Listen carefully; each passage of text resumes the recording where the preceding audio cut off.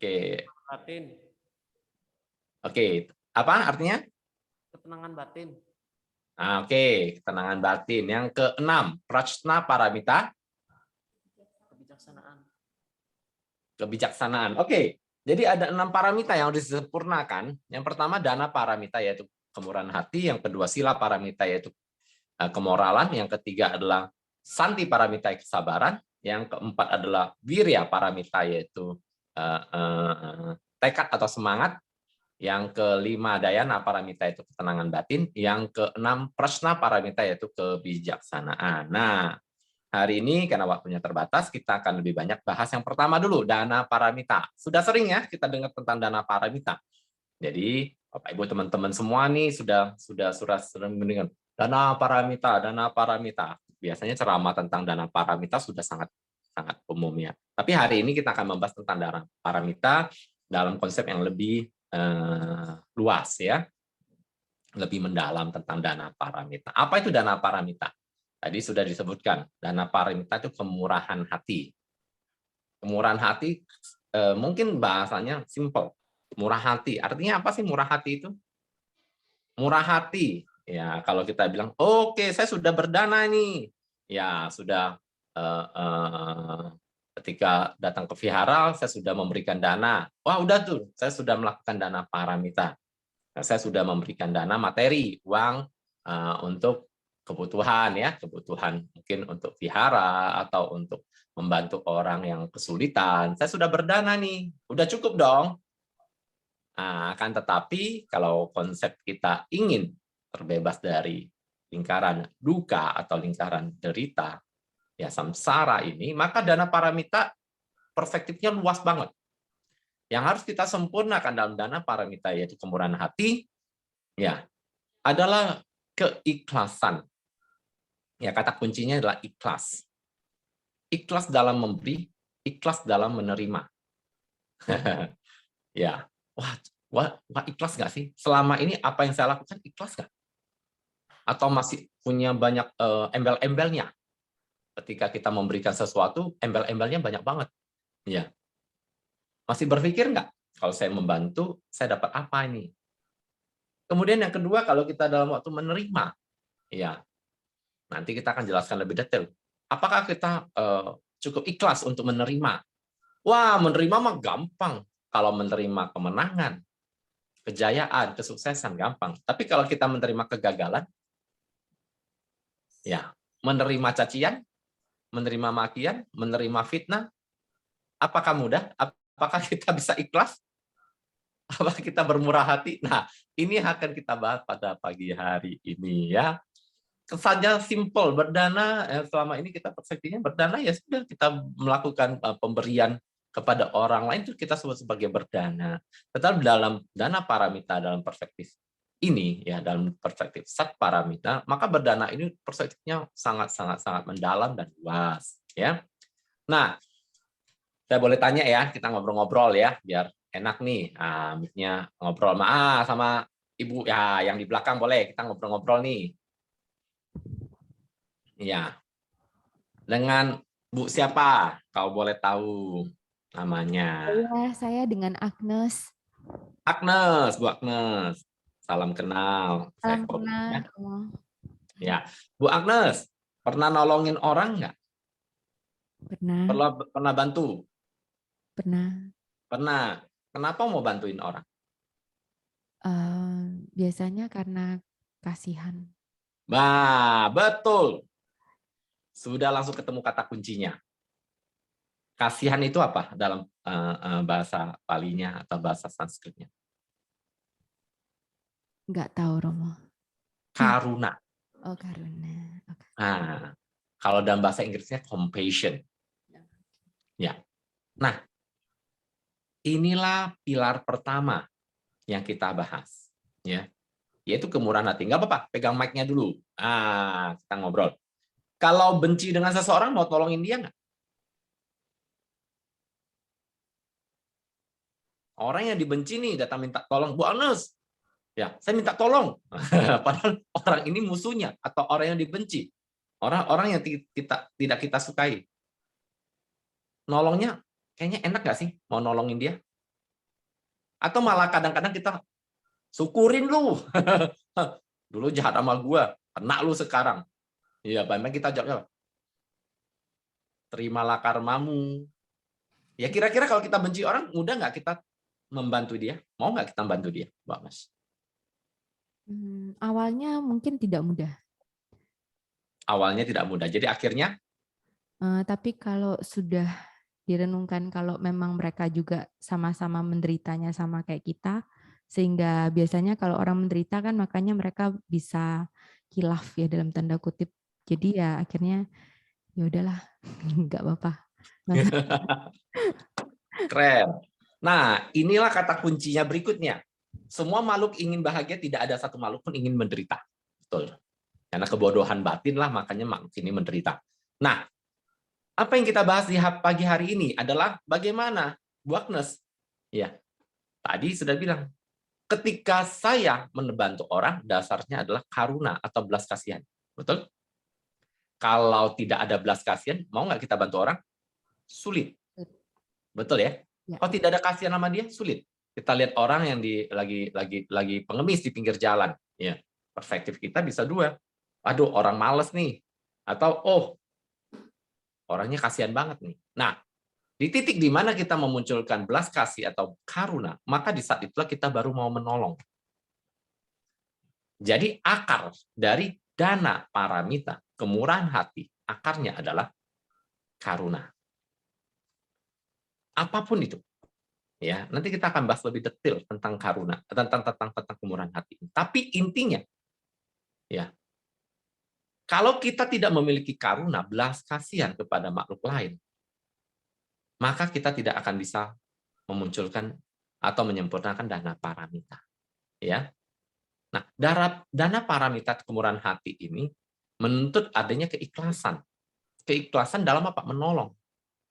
Nah, karuna ini muncul ketika kita bisa melihat atau bisa membayangkan atau bisa memahami ya secara mendalam kata kunci yang kedua tadi, yaitu kata kunci yang pertama karuna, yang kata kunci kedua semua makhluk pada dasarnya ingin bahagia.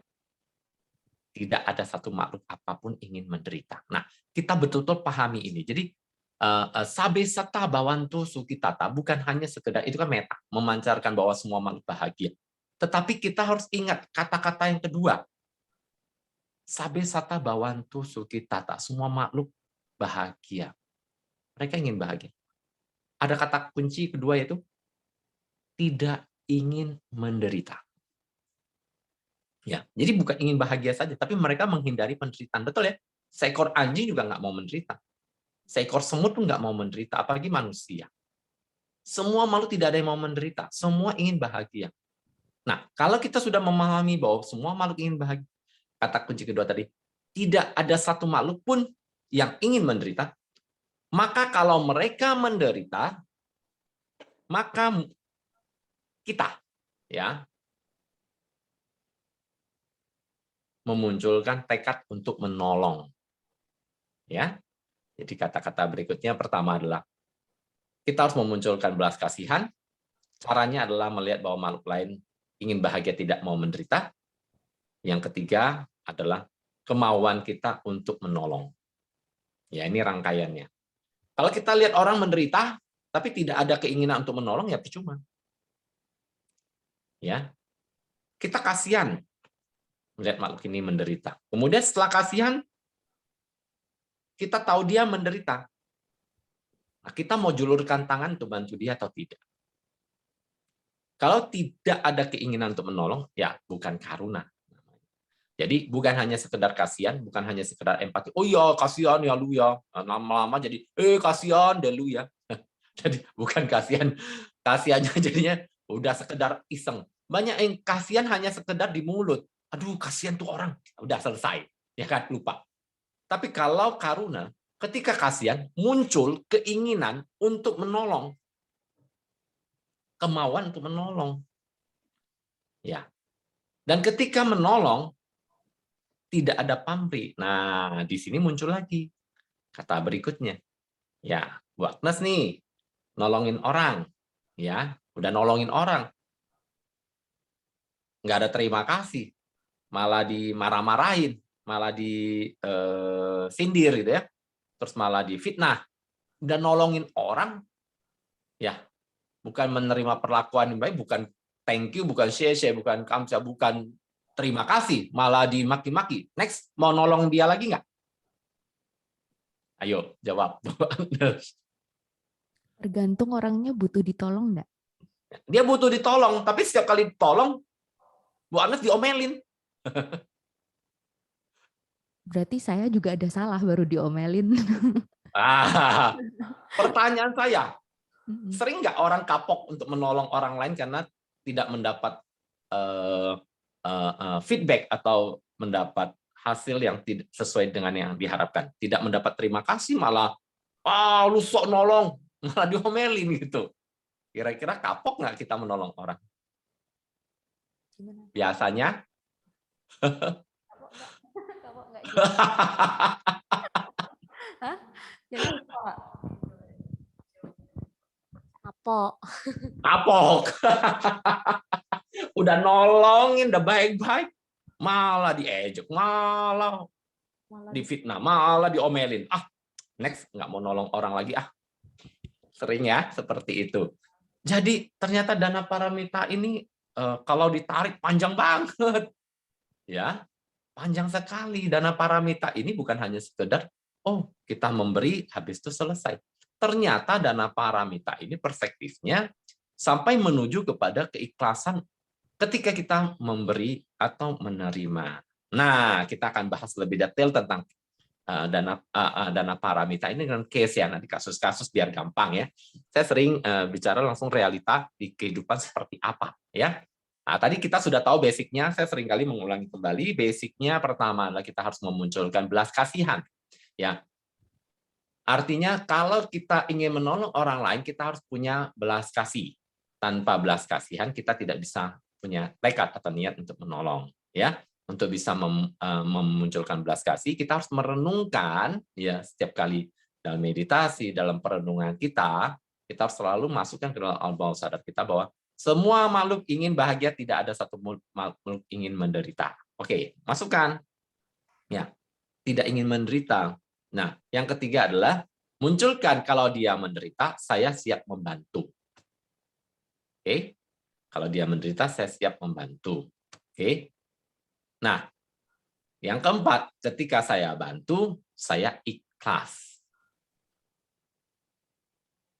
Simple ya? Ya, ini stepnya.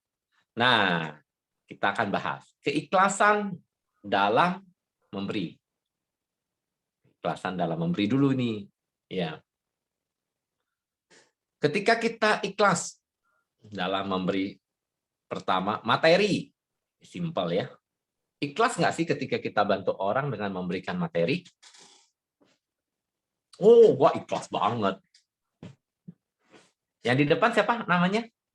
Yang membawa acara? Dena. Dena. Jena. Dina. Pakai J.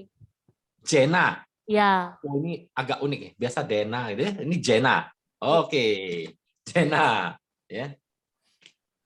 Kalau bantuin temen nih, ya bantuin temen, ya dia lagi susah, Jena bantuin. Terus bulan depan nih dia udah punya uang, ya dia katanya bulan lalu udah dibantuin. Sekarang Jena yang butuh bantuan dia gitu, ya dulu pinjemin dia uang atau kasih dia dana, ya kasih dia uang untuk bantuin dia. Oke, hari ini Jena lagi susah, ya temen yang Jena bantu di bulan lalu itu sekarang sudah oke gitu orangnya. Terus Jena minta bantuan ke dia, terus dia nggak mau bantuin. Kira-kira sakit hati nggak? Sakit. Iya. Sakit hati ya. Sakitnya tuh di mana? Di hati. Di hati. Hati itu di mana? Di sini. Ini lagunya ada ya. Sakitnya tuh di sini. Di mana sini? Bingung. Katanya di sini, tapi kepalanya cenut-cenut. Aduh, gue sakit hati. Kok sakit hatinya kok ada di sini? Sakit hatinya ada di mana ya? Ya. Nah, bahkan ya bukan bulan lalu. Banyak nggak sering atau sering nggak kita dengar ya ada orang bilang, lu tahu nggak ya Jena ya, temen gua itu ya si A itu ya si Anu itu 50 tahun yang lalu gua udah bantuin dia, sekarang gua susah, masa gua minta tolong aja nggak bisa. 50 tahun lalu kalau dia nggak gua bantu, Jena, wah dulu ada panjang kali lebar kali tinggi pangkat 30, ngomel terus. Pernah kita dengar orang seperti itu? Bu Agnes pernah? Nah, Pernah. Ikhlas nggak sih ketika kita bantu orang? Pertanyaan saya. Susah ya ikhlas itu ya. Ketika kita sudah memberi, kita memberi nih ya, kasih ke orang sesuatu. Tapi seringkali kita merasa bahwa apa yang kita sudah berikan itu masih punya saya. Sering nggak seperti itu? Bukan punya dia. Saya sudah beri dia, berdana bantu dia 50 tahun lalu anggap.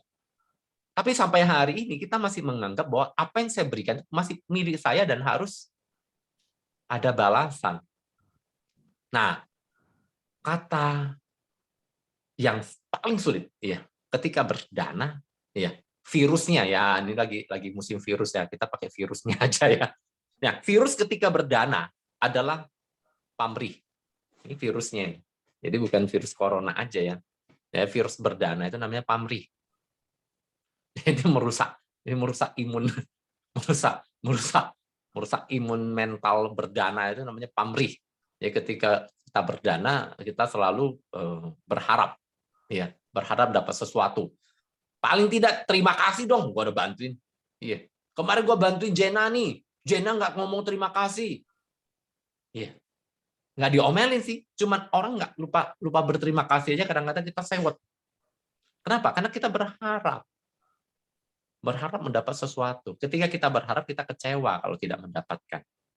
Nah, ketika berdana, materi. Mungkin kita bicara, saya sudah berdana nih, plong.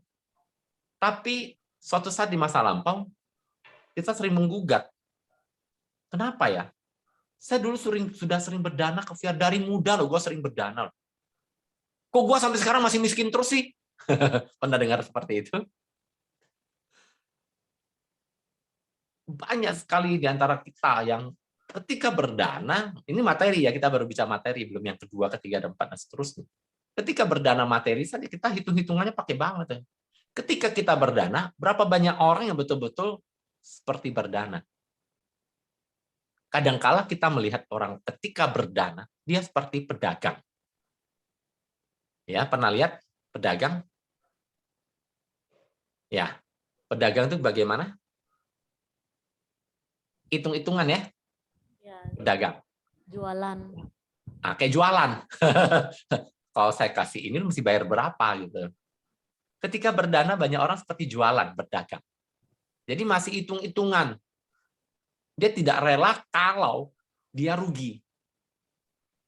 Saya kasih sekian, saya cuma dapatnya sedikit. Aduh, rugi nih. Bocuan. Dagangan nggak cocok nih. Ketika berdana, berapa banyak orang yang berdagang? Konsepnya. Banyak kan? Sehingga muncullah penyesalan ketika dana yang diberikan tidak mendapatkan hasil yang cukup. Kenapa saya sudah berdana tapi masih miskin? Kenapa saya sudah berdana dia tidak berterima kasih? Kenapa saya sudah berdana dia tidak mau menolong saya suatu hari nanti? Dan seterusnya, dan seterusnya, dan seterusnya. Ya. Selama kita memiliki pamrih, semakin besar pamrih kita, semakin besar virus kita, maka hasil yang kita danakan semakin kecil hasilnya. Karena akan digerogotin oleh virus ini.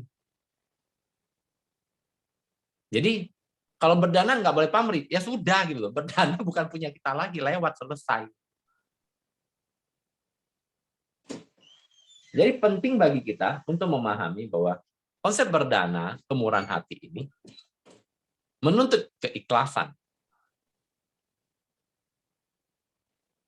Ya, keikhlasan dalam hidup kita. Oke, mulai pahami ya. Nah, sama seperti ketika kita berdana, kita juga seringkali sulit. Sulit apa? Sulit untuk mengeluarkan dana ini dengan satu dan lain hal. Dengan banyak pertimbangan, kita seringkali sangat berhitung. Sehingga dalam kehidupan kita, jika kita mengalami berbagai kesulitan juga, ya itu adalah sesuatu yang muncul dari apa yang kita lakukan. Contoh misalnya, ya hari ini nih datang ke vihara, ya udah bawa dompet, terus pas dari rumah nih, mau berdana, oke, ya sampai ke vihara, ketika lagu, mari laki tak berdana, wah gua mau berdana nih, keluarin dompet, keluarin, wah gua punya 100.000, mau berdana nih 100.000, tapi mikir-mikir, oh iya gua lupa, film Marvel kan baru keluar tuh, tenang, mau nonton film, aduh lupa, dananya nggak jadi dulu tunggu dulu, 100.000-nya masukin dulu, kan mau nonton berdua sama pacar, ada 50.000, wah keluarin lagi 50.000, mau berdana, nanti kalau nonton kalau nggak makan popcorn kan nggak enak, simpen lagi, pluk, keluarin 10.000, keluarin, nanti bayar parkir pakai apa? Ini uang 10.000 buat bayar parkir, plung masukin lagi, tinggal 2.000. Iya, goro-goro, kerincing. Ada nih koin 1.000, sudah cukuplah 1.000. Plung, kali ini 1.000 aja dulu ya. Sorry ya, selesai. Nanti kalau rezekinya lagi seret, lagi susah, aduh ini Buddha, aduh ini Kuan Im, aduh ini semua. Baru hitung-hitungan. Dunia ini nggak adil, hidup ini nggak adil. Saya kok susah melulu. Ingat, ketika berdana gimana? Hitung-hitungan? Hitung-hitungan. Dalam hidup kalau rezekinya hitung-hitungan nama dia, komplain nggak? Komplain. Ketika dia hitung-hitungan dengan hidupnya, dengan berdana, komplain nggak? Enggak. Simpel ya orangnya kadang-kadang ya. Nah, jadi tidak mudah bagi kita untuk belajar ikhlas dalam memberi materi. Yang kedua, tenaga. Ya, ketika orang minta bantuan, tenaga kita ya datang ke vihara, bantuin di vihara sebagai pemimpin upacara, ya, pemimpin kebaktian gitu ya.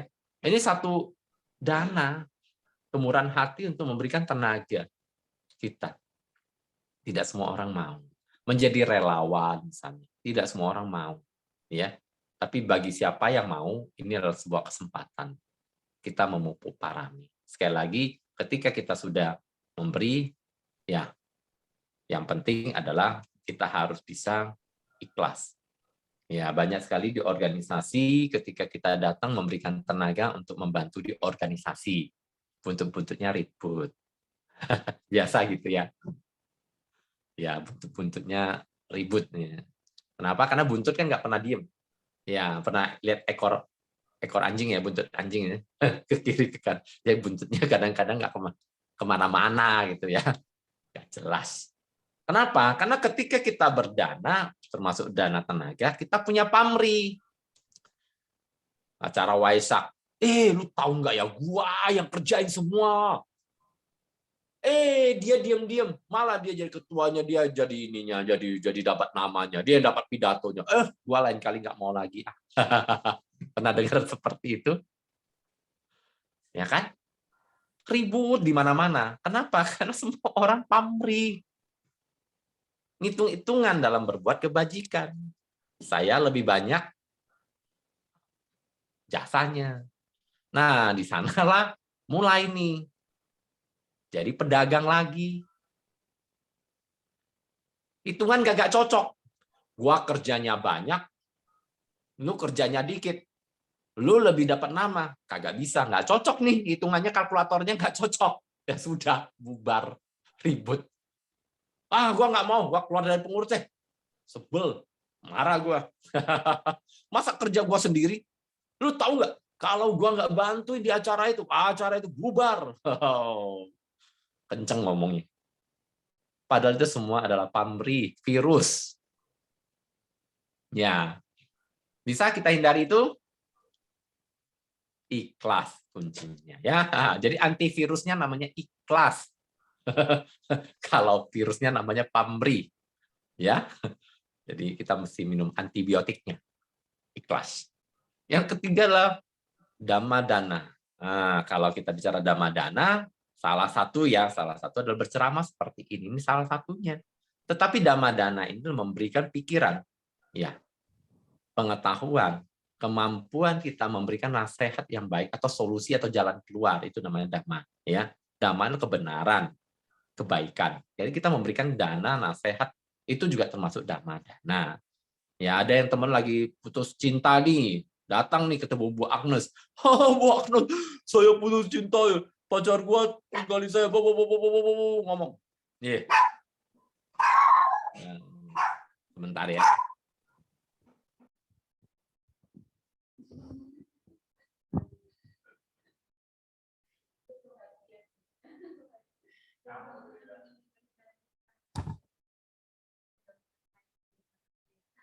Ya, ada yang lewat barusan ya.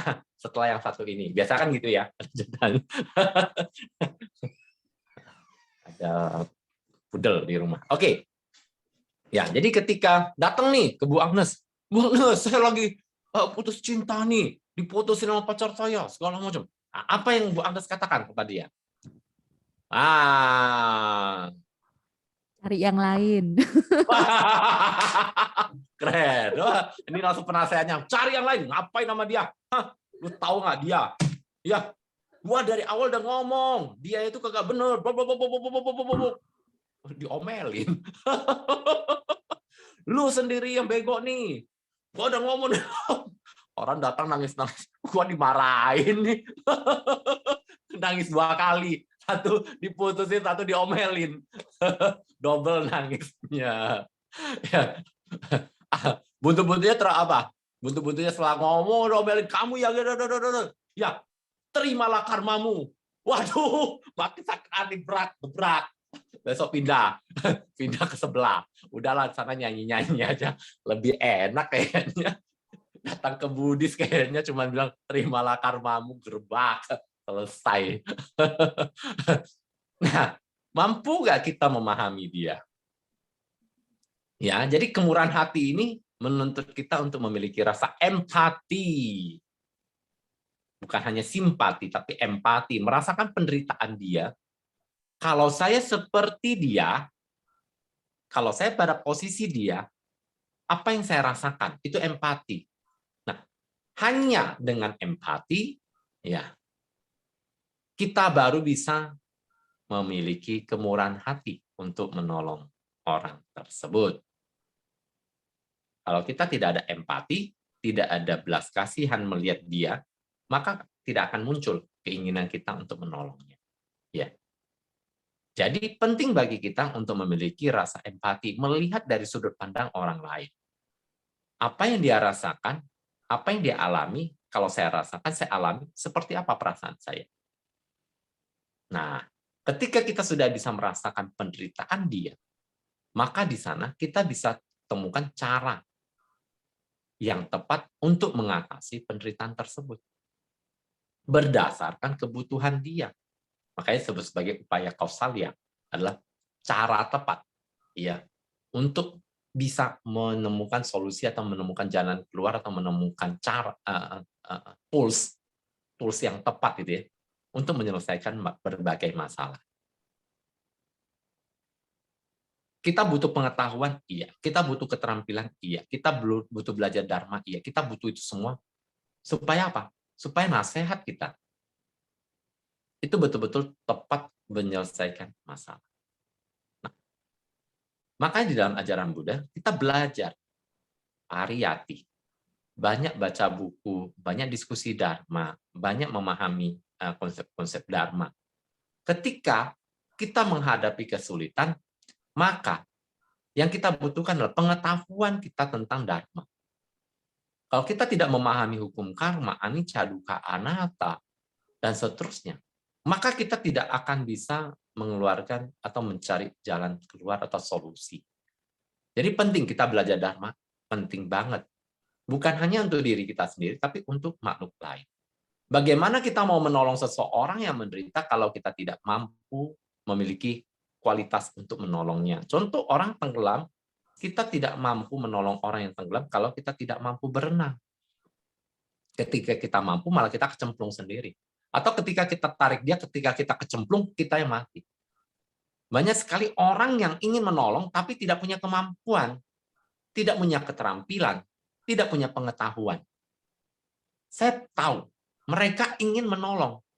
Secara kualitas batinnya memiliki karunia yang luar biasa.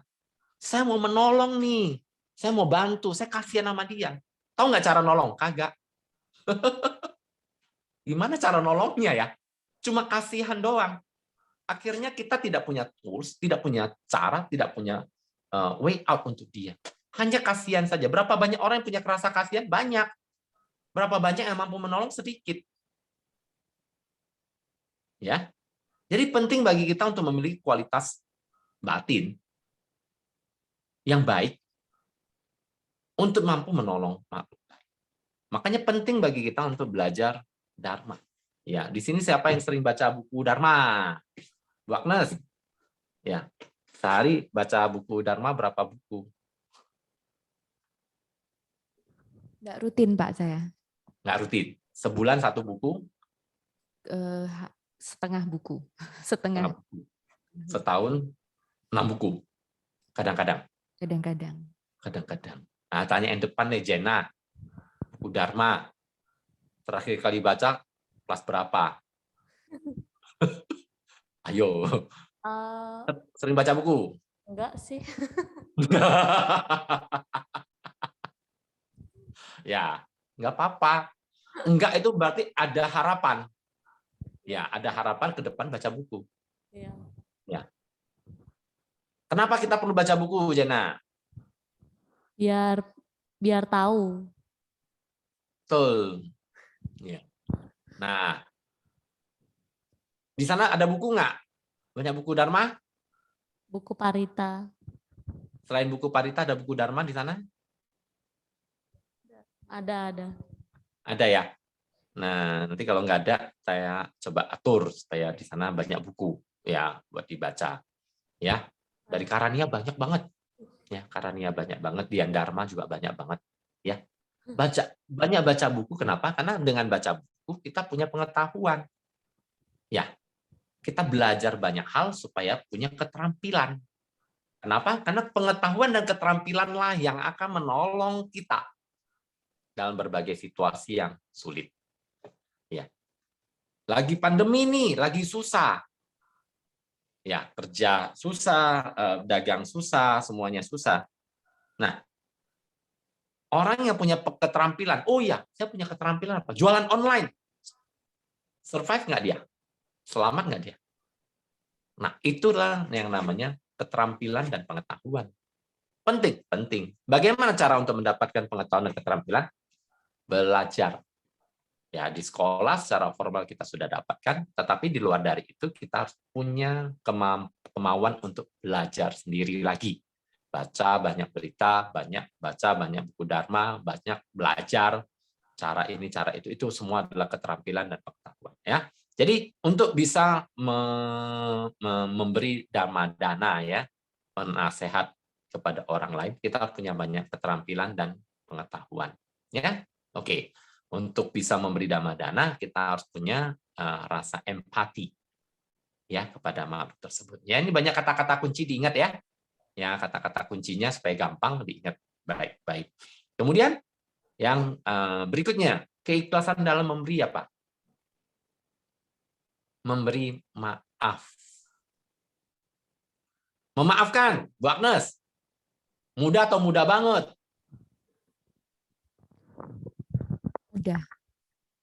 Mudah. Kalau sudah direnungkan sebelumnya. Kalau sudah direnungkan, mudah. Kalau sudah Mudah atau mudah-mudahan? Mudah-mudahan mudah. Benar-benar muda. Bagus tuh. Ya, udah lulus. Tapi bagi orang lain, memaafkan susah nggak? Jena, susah atau mudah? Ya, Mudah. apanya? Temen nih sakitin. Oh, Jena, kalau saya sih ya biasa aja gitu loh.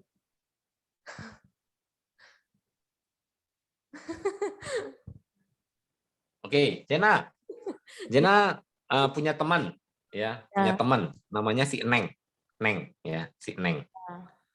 Nah, si Neng ini teman baik Jena 20 dari kecil nih, teman baik banget sama Jena, ya.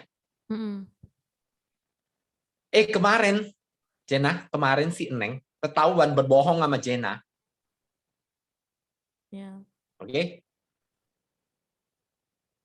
Kira-kira Jena masih mau berteman dengan si Neng nggak? masih. Ya, masih bisa seperti dulu? Masih, cuma ada ragu gitu kadang kalau dia ngomong gitu. Nah, ada cumanya ya udah ya. Ya, Dia ketahuan berbohong banget nih sama si Jena nih. Ya, masih bisa terima dia seperti dulu nggak? masih bisa. Soalnya saya punya juga temen gitu soalnya. Nah, terus? Ya, tetap seperti biasa berteman gitu.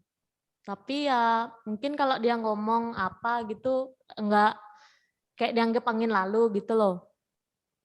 Kayak dianggap cuma oh ya gitu aja, tapi enggak benar-benar masukin hati gitu loh. Oke. Nah, dalam hidup, ya dalam hidup, Ya, ketika kita bertemu dengan kasus seperti ini, ya, ada orang yang kita percayai ternyata berbohong. Bisa kita maafkan dia? Bisa. Panjang loh, bisanya itu panjang itu. Bukan bisa, cuma bukan. perlu waktu. Bisa. Koma, tapi panjang lagi. Biasa gitu ya, Bu Agus ya. Ya, ada orang yang nyakiti saya. Maafin nggak? Gua maafin. Panjang ya, koma, tapi panjang lagi. Ya, kadang panjangnya bisa sampai setahun baru maafin. Tapi panjang banget ya. Sampai tahun depan baru gua maafin. Itu pun kalau ya dia nggak ngulangin lagi. Kalau dia ngulangin, baru maafin sekali, ngomelnya 7 kali. Ya. Terus kalau ingat lagi apa yang dia lakukan di masa lampau. Ini orang nggak bisa percaya. 3 tahun yang lalu dia pernah bohongin gua. Ada dendam, kebencian kita kepada orang yang pernah menyakiti kita. Ya. Nah, sekarang saya balik. Ya. Si Jena berteman baik dengan si Neng. Oke, dari kecil. Ya, Ya, berteman baik. Dengan satu hal ya, dengan terpaksa banget, Jena harus berbohong kepada si Neng supaya si Nengnya nggak tersinggung. Kamu jaga perasaan si Neng. Ternyata si Neng tahu nih si Jena berbohong sama si Neng. Kamu ketahuan si Jenanya sekarang yang berbohong, kebalik nih. oh, ya. Kamu berharap apa dari si Neng? Ini teman baik dari kecil, teman baik banget. Kamu berharap nggak si Neng maafin kamu dengan tulus? Ya, Kamu berharap nggak si Neng tetap terima kamu sebagai teman baiknya? ya, Kamu berharap nggak si Neng maafin kamu? ya, Kamu berharap semua hal si Neng akan kembali seperti dulu. ya, Sekarang kita balik. Kalau si Neng yang salah, kamu mau nggak maafin si Neng sepenuhnya? Mau ya, nggak kamu terima dia sepenuhnya? Mau nggak kamu pahami dia sepenuhnya? ya, Mau, koma. Tapi gitu ya. Ya. Dalam hidup seperti itulah yang terjadi pada diri kita. Kita berharap orang lain memahami kita, mengerti kita, tapi kita sulit memahami dan mengerti orang lain. Si Neng lakukan 1000 kebajikan kepada kita, belum tentu kita respect dan berterima kasih kepada 1000 kebajikan yang dilakukan oleh orang lain. Tapi jangan pernah orang lain lakukan satu kesalahan. Satu kesalahan akan diingat seumur-umur, bahkan sampai kehidupan mendatang. Banyak nggak di antara kita yang memiliki kebencian dan rasa dendam? Ada? Di antara kita atau orang-orang sekitar kita? Bayangkan, satu kesalahan orang lain, dendam yang dia simpan bisa terbawa bukan hanya dalam kehidupan sekarang, tapi bisa terbawa dan berkehidupan mendatang. Betul nggak? Ya. Apakah mudah kita bermurah hati? Pertanyaannya. Ini latihan yang sangat serius. Mudah ketika kita ucapkan, oh ya, gue maafin. Tapi sulit untuk masuk ke dalam batin. Kita bisa berbohong dengan mulut kita. Udah, gue udah maafin dia kok. Tapi apakah di dalam batin kita betul-betul sudah memaafkan? Karena ketika kita melakukan kesalahan, kita berharap orang lain mau mengerti dan memaafkan. Tapi ketika orang lain melakukan kesalahan, tidak mudah bagi kita untuk mengerti dan memaafkan. Itulah yang kita alami sehingga kita hidup dalam penderitaan terus-menerus dalam kehidupan. Pertanyaannya, bagaimana cara kita untuk bisa memaafkan? Kita hanya bisa memaafkan jika hanya jika kita bisa melihat kebaikan dari orang tersebut. Betul? Kalau kita tidak melihat kebaikan dia, jangan pernah katakan saya bisa maafkan dia. Di dalam pikiran kita, oh orang ini adalah orang jahat. Bisa maafin dia? Bisa, tapi cuma mulut. Udah, gue maafin orang. Tapi dalam batin kita tidak bisa bohong. Selama kita masih melihat dia adalah orang jahat, dia adalah penipu, dia pembohong, dia bukan teman yang setia, dia macam-macam semua yang negatif, selama kita masih memiliki pandangan itu, maka selama itulah kita tidak bisa memaafkan dia. Kita bisa maafkan secara mulut, ya ketemu dia, hello. Tapi di belakang, di dalam batin kita masih ada yang namanya kebencian, dendam. Inilah yang membuat kita terus-menerus lahir dalam penderitaan. Next, ketika dendam ini kuat ya di dalam batin kita. Next, kehidupan mendatang kita ketemu lagi dengan orang-orang seperti ini. Ya. Kita akan bertemu dengan orang yang membenci kita. Tiba-tiba aja ada orang fitnah. Siapa lu nggak kenal gua kok fitnah gua? Bisa jadi dia datang dari story, cerita di masa lampau yang belum selesai. Ya. Jadi memaafkan ini hanya bisa kita lakukan ketika kita melihat kebaikan dari semua hal. Kebaikan dari orangnya, kebaikan dari semua situasi. Oh, gue bangkrut nih. Aduh, gara-gara temen gue ini, dia suruh gue dagang ini, marah. Dendam, benci. Bisa nggak kita ikhlas menerima bangkrut? Bisa nggak kita ikhlas menerima kegagalan? Bisa nggak kita ikhlas menerima hal-hal buruk? Selama kita tidak ikhlas menerima itu, maka kita akan benci. Bukan hanya kepada orangnya, benci kepada situasi. Bahkan kita sering benci kepada diri sendiri.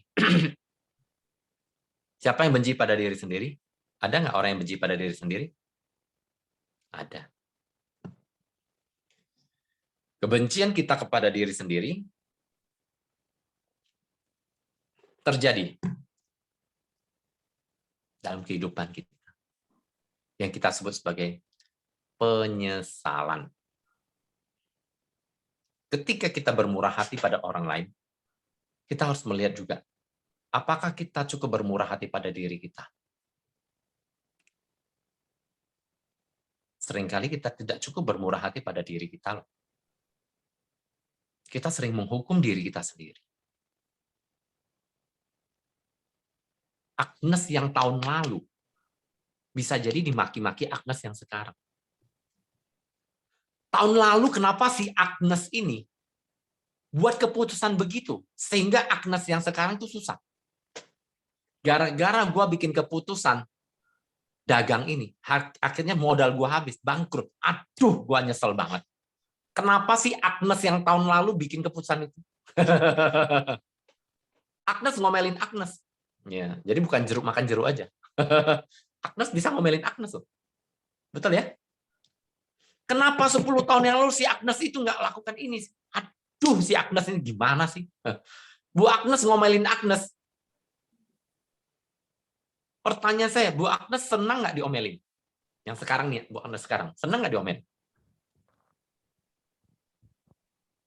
Tidak. Ya kalau bisa nggak usah. Senang nggak dimarah? Enggak. Tapi pernah nggak kita memarahi Agnes di dalam diri kita itu? Pernah. Karena keputusan yang salah. Hal-hal yang dilakukan konyol, keliru nih, gara-gara lu gua malu sampai sekarang. Padahal Agnes mah itu melulu. Bingung ya kadang-kadang ya. Banyak nggak orang yang menghukum dirinya? Penyesalan yang berlarut-larut. Karena merasa dirinya tidak berharga. Karena merasa dirinya tidak cukup mampu. Karena dirinya merasa kurang. Jadi, dana paramita ini, kalau mau dibahas 3 jam nggak habis-habis. Dana paramita ini baru kita aspeknya kemurahan hati dalam memberi. Memberi maaf kepada siapa? Bukan hanya kepada orang lain. Tapi memberi maaf kepada diri kita sendiri juga. Berapa persen di antara kita yang mampu berterima kasih kepada dirinya? Memberi maaf dilanjutkan dengan memberi apresiasi, memberi penghargaan. Setelah kita maafkan orang lain, tadi dasarnya bisa melihat kebaikan dari dia. Berapa banyak di antara kita yang pernah memberi penghargaan? Ya, aduh, Bu Agnes baik banget ya, Bu Agnes ya. Terima kasih ya sudah hadir. Berapa banyak kata-kata ucapan terima kasih, kamu baik, kamu bagus, kamu hebat, kamu yang kita ucapkan apresiasi kepada orang lain. Nah, itu selanjutnya. Kemurahan hati untuk memberi kebahagiaan buat orang lain dengan ucapan kita. Bu Agnes senang nggak diberi pujian? Setiap orang suka kan? Mendapat pujian, mendapat apresiasi, mendapat kata-kata baik. Dan itu bukan hanya untuk orang lain juga.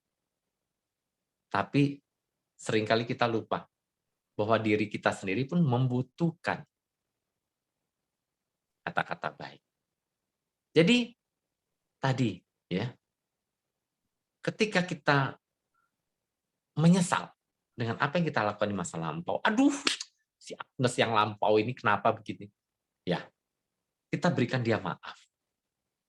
Maafkanlah Agnes 50 tahun yang lalu, 20 tahun, 10 tahun. Agnes itu sekarang ini hadir kok di sini. Ya. Momen kesadaran kita, momen kekinian kita, ya, menyadari bahwa Agnes yang di masa lampau itu fine. Maafkan dia. Ya. Bagaimana caranya? Pertama, lihat kebaikan atau kualitas-kualitas positif dari Bu Agnes yang masa lampau. Saya dulu itu begitu smart, saya kuat, saya pintar, saya hebat. Kamu itu hebat. Berilah pujian. Wah, masa puji diri sendiri? Iya, fine, no problem. Berilah kata-kata apresiasi positif. Agnes ini hebat. Ya, saya ini luar biasa. Jangan lagi memaki-maki diri kita. Nggak ada gunanya. Itu membuat diri kita makin down. Berterima kasihlah kepada Agnes itu. Ya. Dan belajarlah untuk mengucapkan kata I'm sorry. Jadi bukan hanya memaafkan, tapi meminta maaf. Dana paramita, kemurahan hati untuk meminta maaf. kerendahan hati juga. Kemurahan hati dan kerendahan hati. Aspeknya luas banget ya. Kemurahan hati dan kerendahan hati untuk mengakui bahwa kita salah, kita keliru, kita nggak benar. Berapa sering dalam hidup kita katakan, I'm sorry, please forgive me. Kadang-kadang masalah yang berat, yang dibutuhkan cuma satu kata kok. I'm sorry ya, maaf ya, saya yang salah, saya keliru, saya kurang. Tapi untuk keluar kata itu susah nggak? Susah banget. Karena ego. Dibutuhkan kerendahan hati kita. Nah, itu dana paramita ini luar biasa aspeknya, luas banget. Ya. Dan kita harus praktekkan itu dalam kehidupan kita sehari-hari, kapanpun. Ya. Jadi ini baru sebagian dari dana paramita. Ya, waktunya masih ada nggak? Kalau waktunya ada, panjang nih. Sampai masih ada 15 menit, Pak Pandita. 15 menit. Ya. Oh iya. Ada yang mau bertanya? Kalau nggak bertanya, Saya tanya. Boleh. Tadi terkait dengan misalnya untuk proses, misalnya ya kan dalam hidup kita bisa melakukan kesalahan. Terus kalau kita tahu kita salah, tapi waktu kita misalnya ketika kita meminta maaf, misalnya orang yang kita mintain maaf, orangnya masih belum bersedia memaafkan. Jadi mungkin masih merasa terluka, jadi belum mau memaafkan. Bukankah kalau misalnya kita ketika orang tuh misalnya lihat kita jadi misalnya menimbulkan dia sebel gitu ya, jengkel gitu. Apakah sebaiknya pada saat kalau memang kita tahu memang kondisi orang tuh masih sebel lihat kita, apakah sebaiknya kita mengurangi dulu untuk ketemu gitu supaya tidak malah membangkitkan kilesa kemarahan bagi orang yang memang masih sebel ke kita gitu. Oke. Thank you, pertanyaannya bagus. Ketika kita disodori racun, kita tahu ini racun. Kita mau minum atau tidak? Tidak. Tidak. Kalau kita tahu. Tapi racunnya dikasih madu. Rasanya manis. Seringkali kita mau minum. Walaupun kita tahu. Ada yang bilang, oh berbohong untuk kebenaran. Saya marah untuk kebaikan. Sering kita dengar seperti itu. Marah. Saya kena nolongin kamu, saya marah, saya ngomel, kamu mau sakit hati terserah, yang penting saya kan baik. Saya kan maksudnya baik. Kadang-kadang ya, kita memberikan racun, tapi kita bungkus dengan madu yang namanya pembenaran. Nah, kalau kita sudah tahu ini racun yang akan mengotori batin kita. Contoh misalnya, saya kalau berantem dengan si A, ya, saya tahu nih kebencian, dendam, kemarahan akan muncul. Ya sudahlah, saya akhiri. Saya minta maaf lah sama si A. Oke. Saya lepaskan racun yang ada di dalam tubuh saya, betul ya? Racun namanya loba dosa moha ya, kebencian di sini. Saya lepaskan. Sudah, saya minta maaf itu artinya saya lepaskan. Sorry ya, A. Saya kemarin salah, ya. Oke. Si A pada dasarnya memiliki racun juga. Jadi kebencian yang dimiliki, saya miliki, dia miliki, dua-duanya miliki racun ini. Ya, apakah racun ini masuk ke dalam tubuhnya dengan dibungkus madu atau apa terserah, tapi racunnya sudah ada di badan dia. Ya, nah prosesnya saya sudah keluarkan racun saya. Saya keluarkan racun saya bilang sorry, betul-betul maafin ya. Nah, kemudian si A bilang enggak, tiada maaf bagimu. Bukan persoalan kita. Ketika seseorang masih nyaman dengan racun di dalam tubuh dia, kita tidak punya kuasa untuk menarik racun keluar dari tubuh dia. dia masih senang menyimpan racun itu racunnya dia. Kita nggak bisa. Yang kita bisa munculkan apa? Kasihan. Saya kalau melihat orang yang masih benci gitu ya, masih punya kebencian, dendam, yang muncul adalah kasihan melihat dia. Karena kita sudah memahami, jika dia terus menyimpan racun ini, di kehidupan mendatang, dia bisa terlahir ke alam rendah. Sedangkan racun yang saya miliki, sudah saya buang. Dia masih belum membuang racun dia.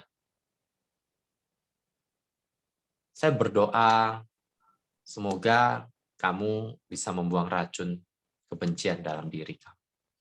Kalau belum bisa dibuang juga, ya urusan dia juga sih. Selama kita bisa hindari supaya tidak muncul lagi pertentangan, fine. Tapi kalau suami istri pagi begitu bangun cilu, udah lihat di samping. Nah gimana tuh? Ya, masa pakai bantal susun 5? Ya, bikin tembok? Kan nggak bisa. Tiap hari kan ketemu lagi cilu, begitu bangun kan? Oh ya, tapi sekarang beda ya. Kalau dulu kan begitu bangun cilu, ketemu langsung cari. Pertama kali bangun carinya apa? Cari istri dulu kan? Atau cari suami dulu kan? Ya dulu. Kalau sekarang cari suami dulu atau cari handphone dulu? Begitu bangun, ayo, jujur. Handphone. Cari handphone. Jujur apa adanya. Cari handphone dulu tuh.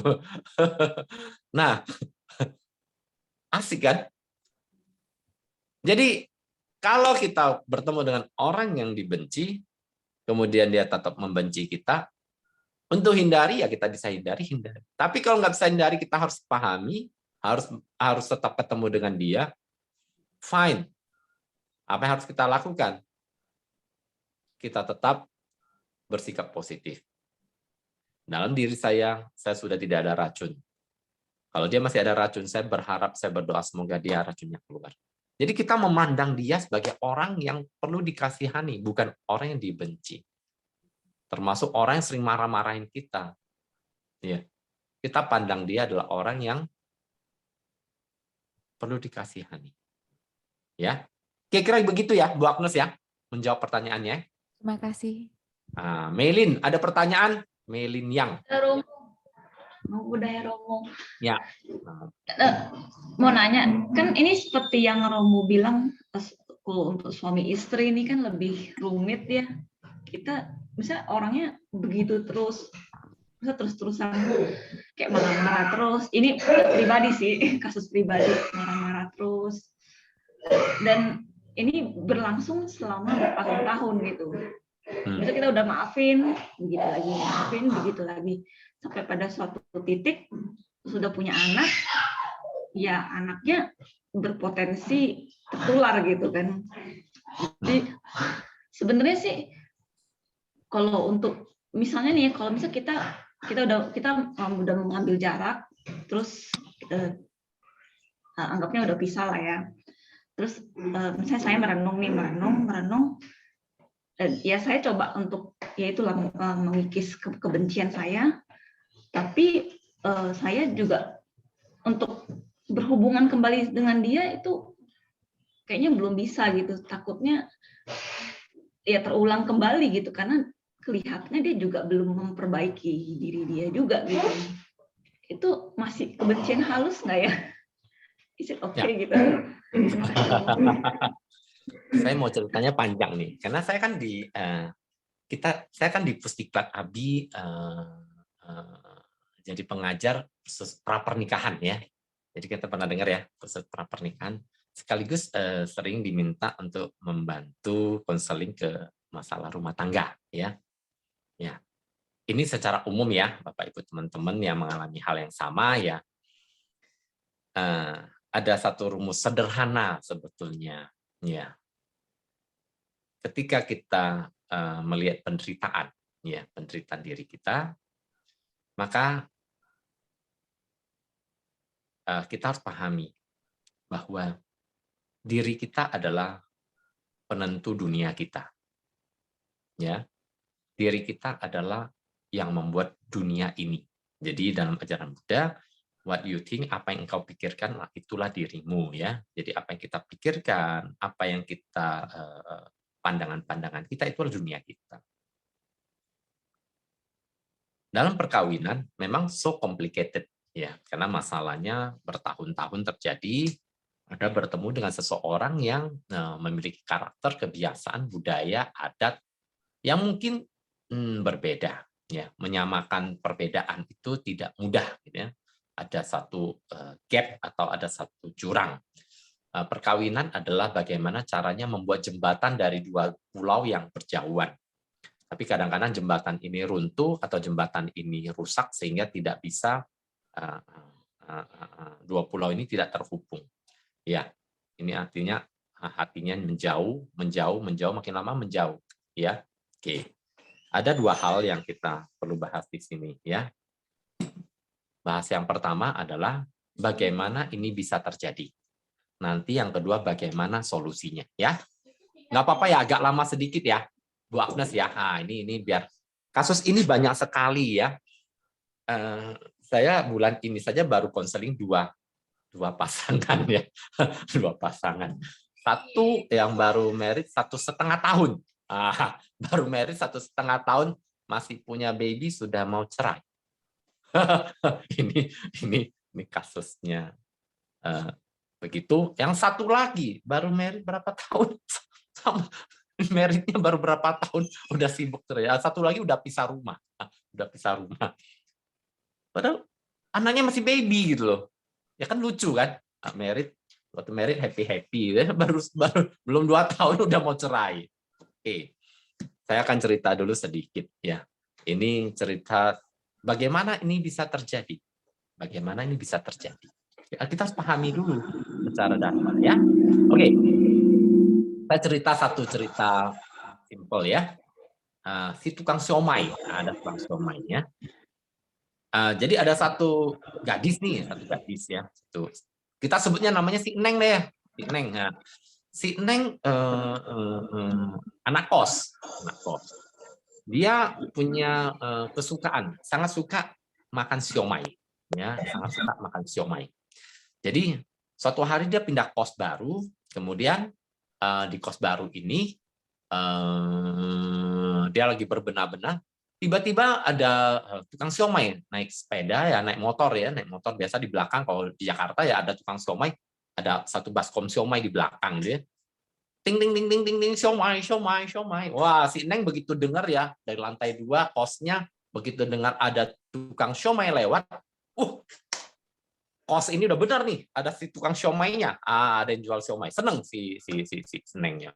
Wah, cepat-cepat dia lari turun ke bawah, ya panggil, Bang siomay, kemari.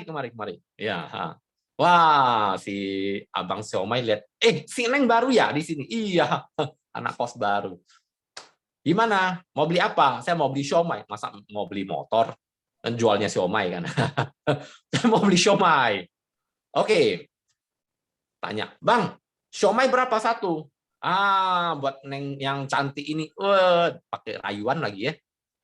Siomay goceng 5.000 satu. Oke, terus si Neng bilang, bumbunya gimana bumbu? Buat Neng mah tenang aja, bumbu Neng mau ambil berapa terserah, diatur saja. Ya. Happy aja gitu. Wah, si Neng langsung ya ke belakang ke dapur, ambil satu piring kecil, satu piringnya besar, satu mangkok besar. Ya, satu piring kecil, satu mangkok besar. Cepat-cepat lari keluar. Bang. Minta siomay. Siomay berapa? 2. Wah, bawa piring besar kok cuma beli 2. Sudah, mungkin piring besarnya mau beli banyak. Beli 2, ya. Udah ambil 2, kemudian taruh ke piring kecil, kemudian si Nengnya sodorin nih. Ya, mangkok besar buat si abang. Bang, penuhin mangkoknya ya pakai bumbu. Loh? Bang, tadi abang bilang apa? Bumbunya ambil sesukanya. Si abang bilang, tapi beli siomay 2 biji. Masa minta bumbu ya semangkok buat makan malam? Kagak bisa. Enggak. siomay 2 biji, bumbunya dikit-dikit aja. Ah, si abang ini. Tadi bilangnya apa, Bang? Buat seneng yang cantik ini. Bumbunya boleh ambil. Suka-suka. Si abang mah bohong. Si tukang siomay dibilang bohong gimana ya rasanya? Marah nggak? Marah. Ya, enak aja. Di mana-mana mah si Eneng kalau beli mah 2 biji, bumbu mah dicocol doang. Mana ada bumbunya sampai sebotol mintanya semangkok. Iya. Si Melin nih jadi si Eneng, iya. Diomongin nih, si Eneng pelit banget lu. Melin, diomongin pelit, sakit hati nggak sama si tukang siomay? Iya, sakit hati sih. Si Eneng pelit banget jadi orang. Diomelin sama tukang siomay, sakit hati. Sakit hati. Berantem sama si tukang siomay, si Melin ini. Gimana sih tukang siomay? Udah bohong. Ya, ngomongin orang lagi. Wah, si tukang siomay juga marah. Si Eneng sih pelit banget, beli 2 minta bumbu banyak-banyak. Gak tahu diri. Keturunan apa lu? Oh, sampai diomelin sampai keturunannya. Wow, Melin ini. Si Eneng namanya si Melin ini marah. Enak aja. Udah kagak beli, kagak beli. Udah pisah. Besok si tukang siomay lewat lagi. Tukang siomay ini tukang siomay ini masih nggak seneng gue. Kemarin diubangin tukang bohong enak aja. Lewat kosnya.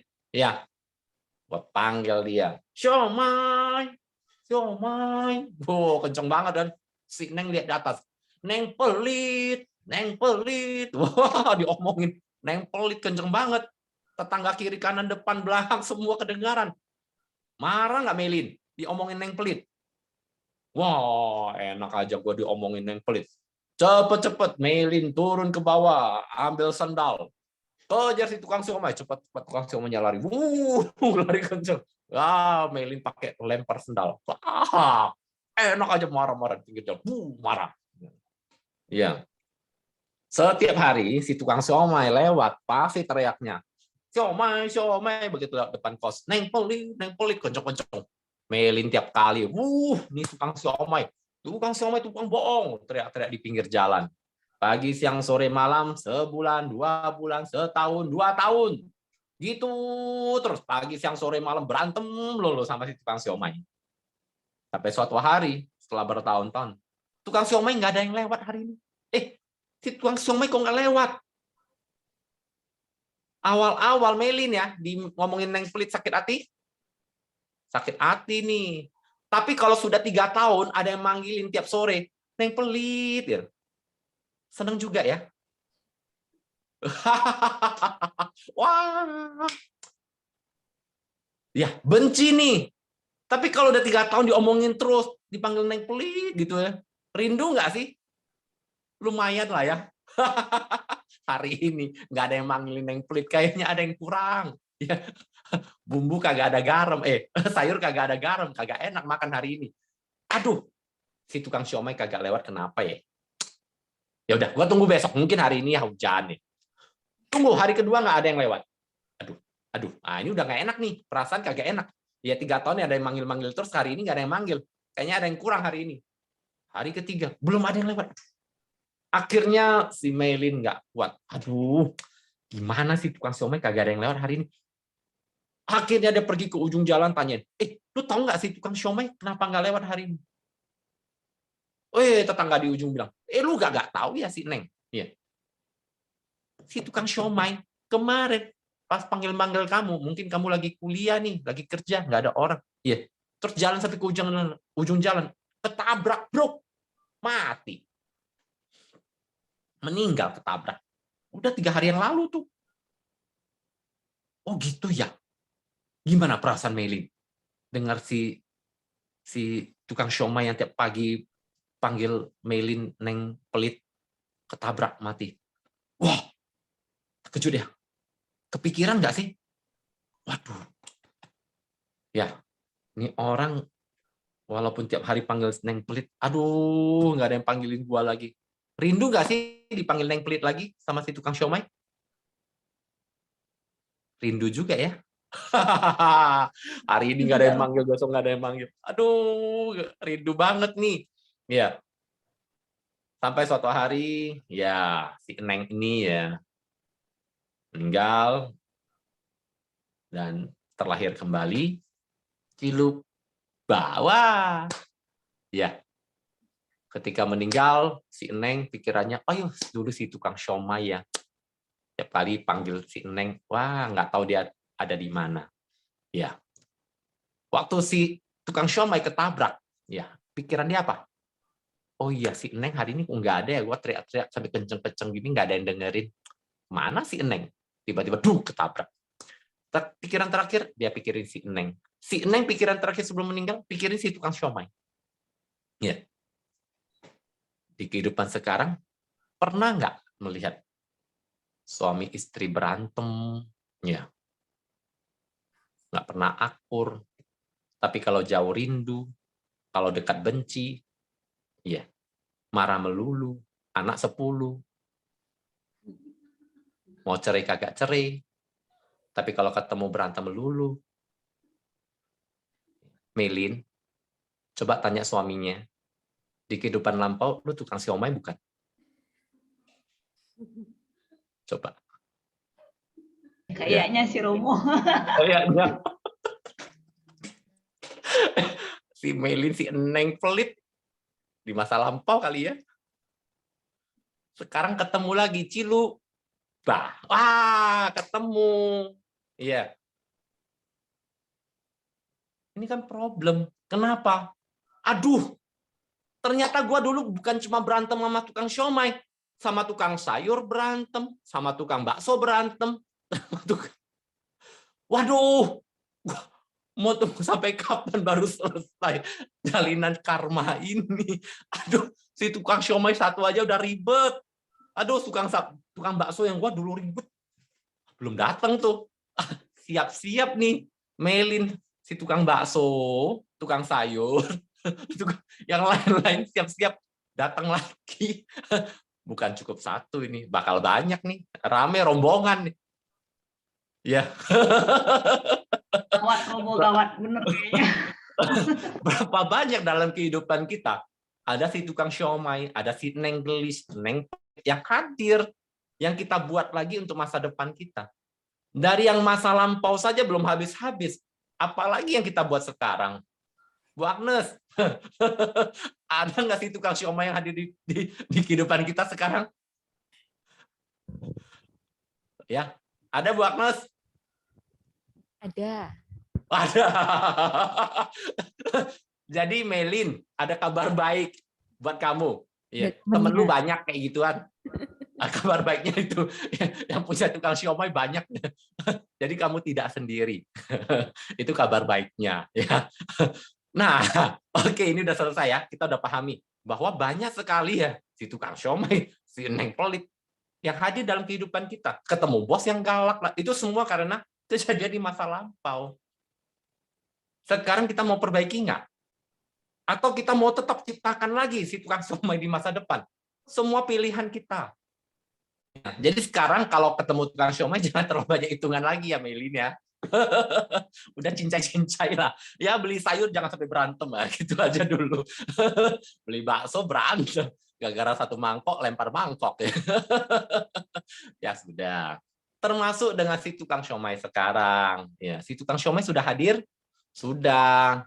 Selesaikanlah dalam kehidupan sekarang perselisihan ini. Kenapa? Karena kalau kamu tidak selesaikan sekarang, masih ada dendam, kebencian, kemarahan, nanti dia akan hadir lagi dalam kehidupan kamu di masa depan.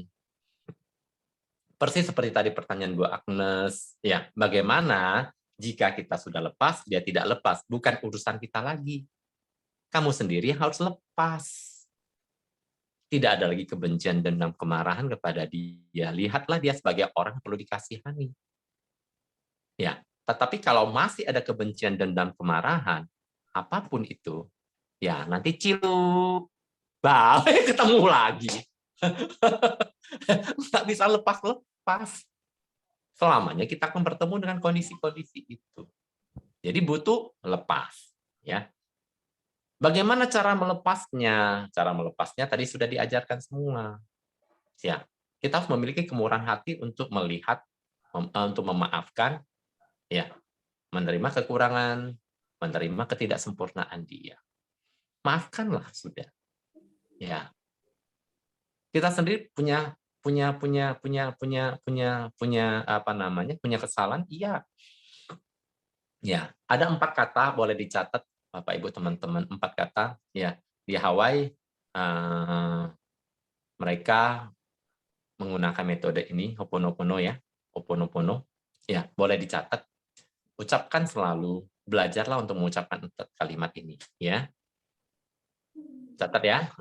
Bu Agnes, teman-teman ya, catat. Yang pertama adalah I love you. I love you.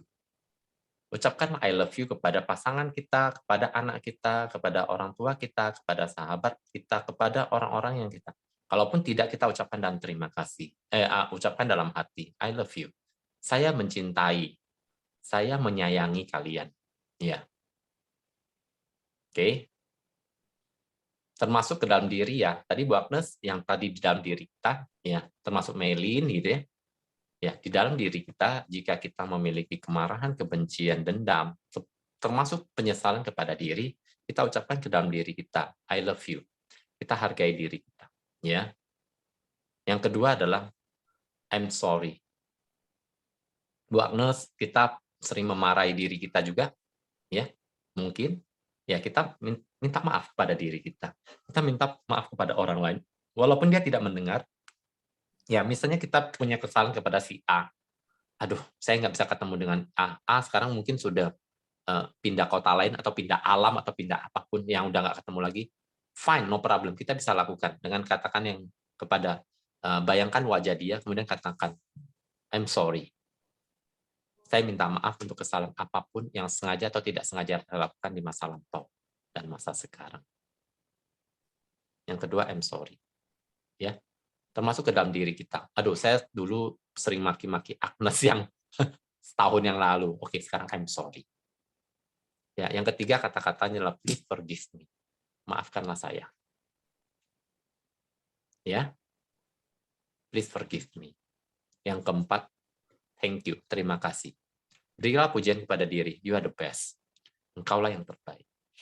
Nah, Melin, ya, ini baru dasarnya saja dulu ya. Tapi ya, satu hal, ketika kita bisa ubah diri kita, ya biasanya kalau dalam konseling saya selalu minta, cobalah kita ubah diri kita. Kalau masih ada kesempatan, kita ubah diri kita. Kita jangan berharap orang lain berubah selama kita tidak berubah.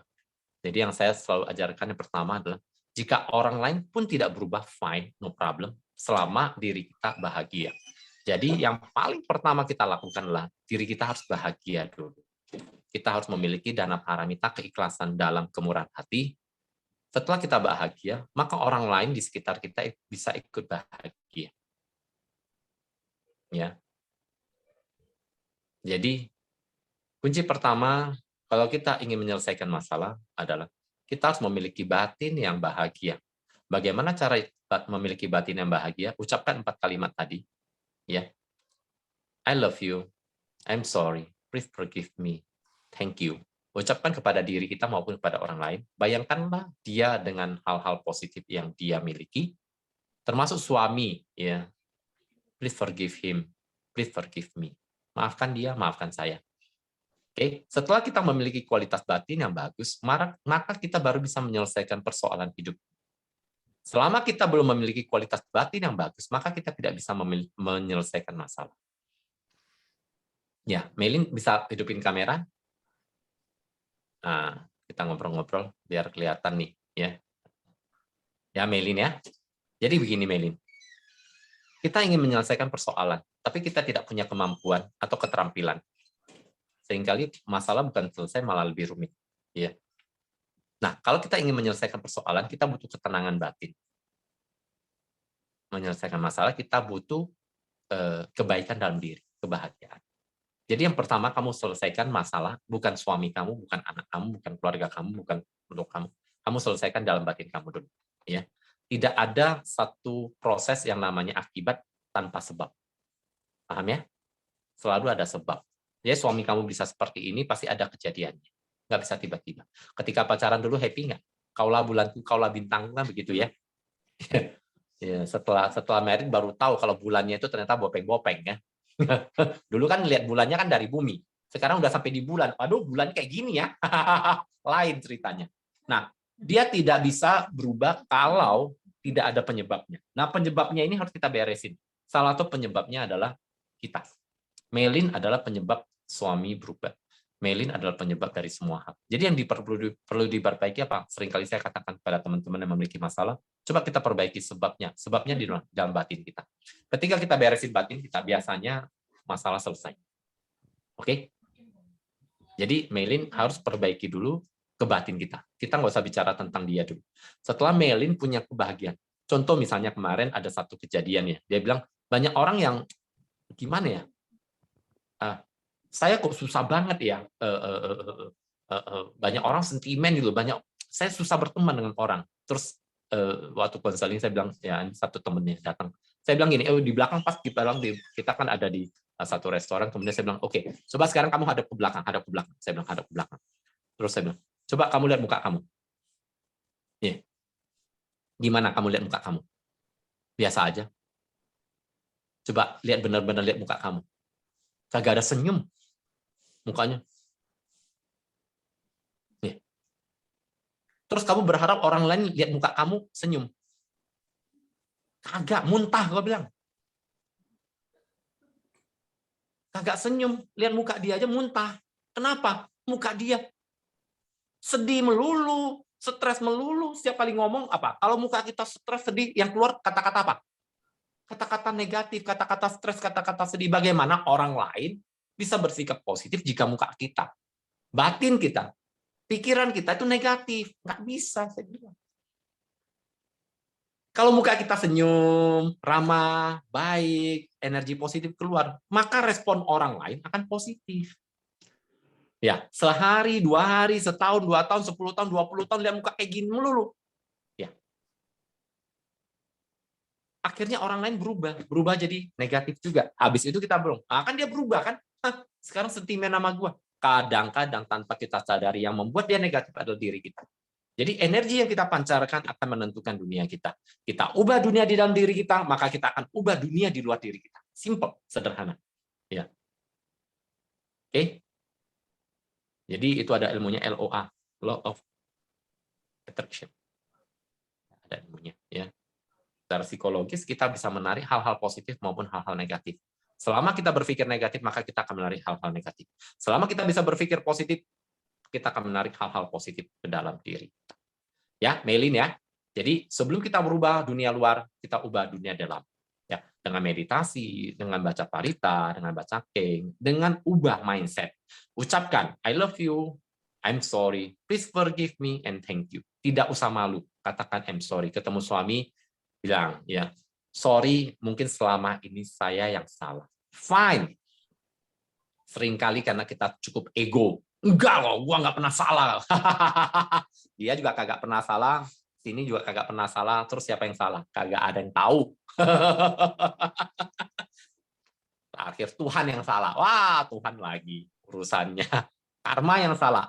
Karma lagi. Paham ya? Nah, ini Bu Agnes nih ngitung-ngitung waktu, lihat jam kali ini. Tambah 15 menit kali 2, Bu Agnes jadinya. Masih banyak ya, Romo.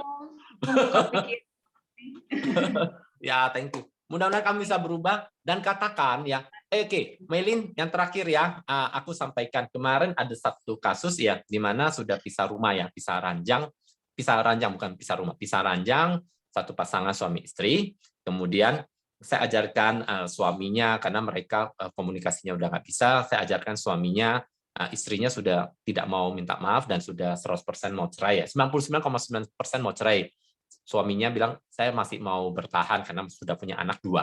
Akhirnya saya ajarkan caranya, yang mau memperbaiki ini, saya bilang ke suaminya, kamu tiap hari katakan I love you.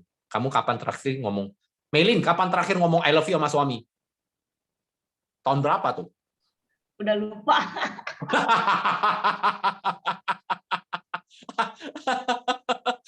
Agak tahu. Ih, udah lupa. Kapan terakhir nyimpen di mana I love you-nya udah lupa, taruh di mana. Nggak nemu lagi. Itulah yang membuat hubungan kalian jaraknya jauh karena tidak ada jembatan. Ya. Jadi kontak aja suami, misalnya suaminya ada di mana, kontak aja walaupun cuma sudah berpisah, kontak ya. Katakan kepada dia, I'm sorry. Kadang-kadang ucapan I'm sorry itu susah banget. Aduh, mau ngomong susah banget. Kadang-kadang itulah yang membuat tidak pernah ada jembatan di antara kita dengan orang lain. Katakan I'm sorry. Maafkan saya jika selama ini saya yang salah. It's okay, no problem. Ya, maafkan saya. Saya minta maaf, ya kan?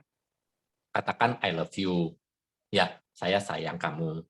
Ya, kamu suami yang hebat, kamu suami yang baik, kamu suami yang luar biasa. Kadang-kadang hal-hal sederhana seperti itu bisa meluluhkan hatinya. Ya, ya dari kejadian saya, minta waktu sedikit lagi ya Bu Agnes ya. Ini jadi seru ini, konseling jadinya ya. Oke, jadi waktu apa namanya ketika saya minta mereka lapor ya nanti seminggu. 3 hari kemudian istrinya lapor, ya ini kan suami istri kan. Nah, saya minta suaminya ini apa namanya, coba kamu usahakan. Istrinya lapor, saya geli lihat suami saya tiap hari ngomong I love you, nggak pernah ngomong I love you, tiba-tiba ngomong I love you, ini kan salah makan obat apa kan jadinya kan. Ya, ini suaminya bingung, ini istri gua pulang dari mana tiba-tiba ngomong I love you. Kapan ngomong I love you tiba-tiba ngomong I love you? Kadang-kadang mungkin pasangan kita belum tentu bisa terima itu ya. Jadi istrinya bilang aneh gitu loh, sesuatu yang tiba-tiba berubah, dipaksa berubah. Tapi setelah seminggu, 2 minggu, saya lihat perbaikannya makin membaik, makin membaik, makin membaik ya. Ini sudah masuk hampir 3 minggu, sebulan, membaik kok. Iya. Jadi saya minta suaminya katakan I'm sorry, sudahlah, katakan I'm sorry. Ya nggak usah ego lagi, nggak usah berdebat siapa yang benar, siapa yang salah. Apalagi kalau sudah punya anak, udah it's okay lah, itu hanya salah paham. Katakan I'm sorry.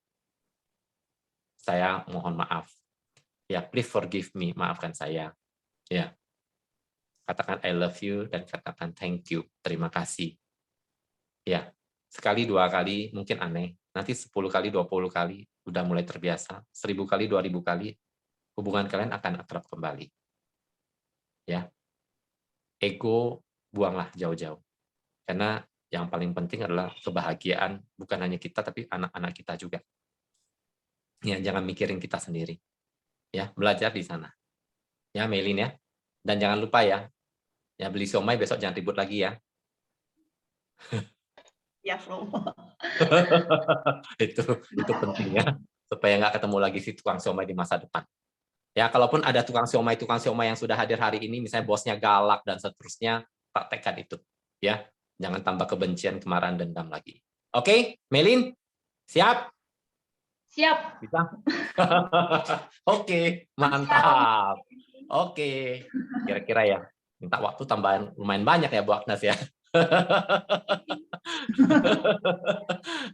Oke, ya kayaknya udah cukup, nggak mau minta waktu lagi. Jadi sampai jam 12. Terima kasih untuk semua diskusi kita pada pagi hari ini menjelang siang. Semoga kita semua maju di dalam Dharma, semoga kita semua berbahagia, dan semoga semua makhluk hidup berbahagia. Sadu, sadu, sadu. Terima kasih. Namo Sang Hyang Adi Budaya. Namo Buddhaya. Budaya. Iya. Ya.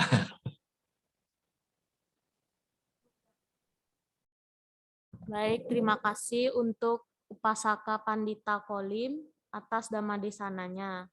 Marilah sekarang kita melanjutkan dengan Dana Paramita.